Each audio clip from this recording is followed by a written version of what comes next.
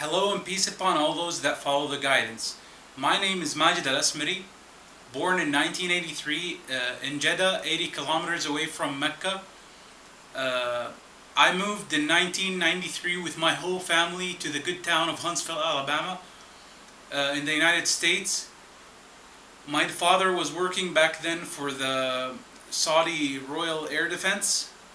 I went to public schools there for 3 years. This is my picture in the 5th grade in Whitesburg Elementary School.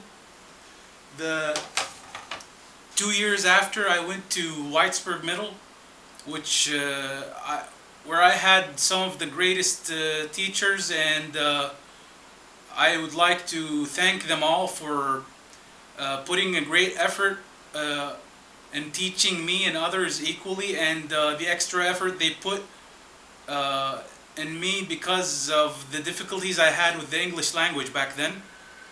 I came back to Saudi Arabia, and I've been into engineering twice in university, but I did not succeed. And in the year 2010, I graduated from King Abdulaziz University here in Jeddah in English Literature and Linguistics with a good GPA. Last year, on April the 2nd of 2014, I published a YouTube video calling for the reforms that the people want here in Saudi Arabia, as the world sees and calls it. I demanded the cancellation of the General Investigators, which is the division of the Interior Ministry responsible for cracking down on rights activists and free speech. The second demand was sovereignty of the courts. The third was free speech, and the fourth was freedom of assembly. The government did not take that move lightly, and I was sent to the Hitman political prison just north of Jeddah. And the only form of entertainment I had in a cell for 33 days was this book, the Holy Quran. This is a translation of the meanings in English. It's a good read. Whether you agree with it or not, I recommend it. Today I'm also going to upload another video, an extended conversation with my viewers, talking about the status of our people here in my country and the surroundings, the Arab world and the Islamic world, and the situation that the delay of the reforms has caused. Most Arab nations now are living in a state so close, if not actual civil war, or living under oppressive regimes that do not represent the people. This is a situation that has to be changed in order for us to live in peace, and for civilizations not to clash, as many on both sides would like, especially as we see nowadays the media and political focus, the politicians' focus and the corporate media's focus on something called the Islamic State, forgetting all the other important issues and facts that caused this group to rise, such as the war crimes the United States committed in Iraq, in Afghanistan, Pakistan, the thousands, if not millions, of people that either died or got injured in these unjust wars against Muslim people. I know that many American politicians claim that they're not fighting Islam, yet I know, and they know also, that they are responsible for the deaths of so many people that had nothing to do with American blood spilt. I would like to read a verse from the holy book, the Quran.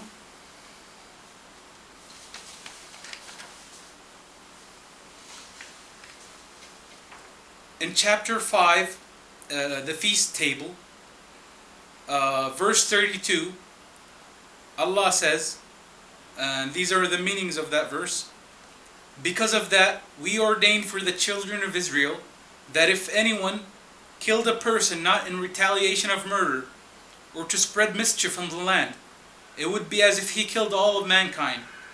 And if anyone saved a life, it would be as if he saved the life of all mankind. And indeed, there came to them our messengers with clear proofs, evidences, and signs. Even then, after that, many of them continued to exceed the limits. Many of them continued to exceed the limits in the land. This is a verse that shows us Muslims and all of humanity the true value of human life, that killing one unjustly is equal to killing all of humanity, and saving one is equal to saving all of humanity. And let's just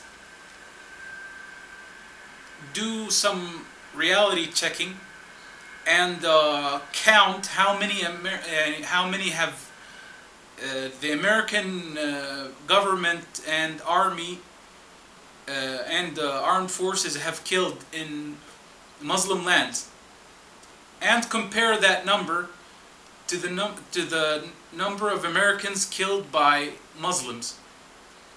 The number of people killed by Muslims will not even be a fraction of 1% of the number of people killed by the United States. And this must stop. And also the support of oppressive regimes in our region that do not represent the people, turning a blind eye to the criminal practices of those regimes,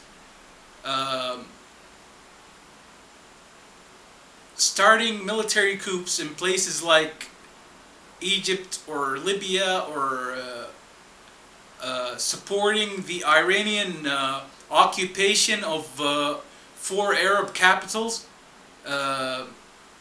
Beirut, Sana'a, and most obviously Baghdad and Damascus.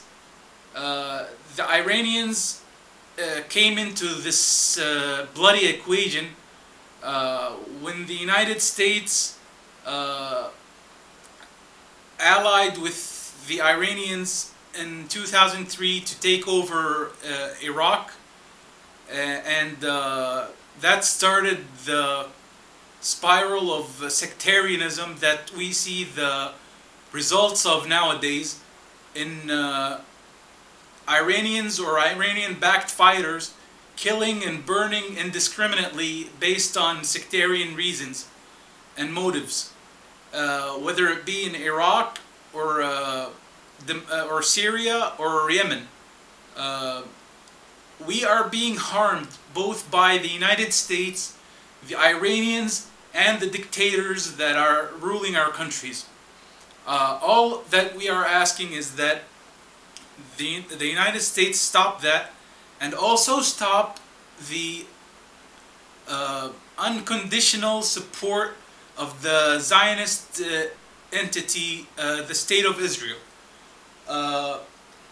If you are so maddened by Americans killed by Muslims, why is it that your media ignores the unjust killing of Rachel Corrie, who is an American citizen, standing in front of an Israeli bulldozer, attempting to take down an innocent Palestinian family's home?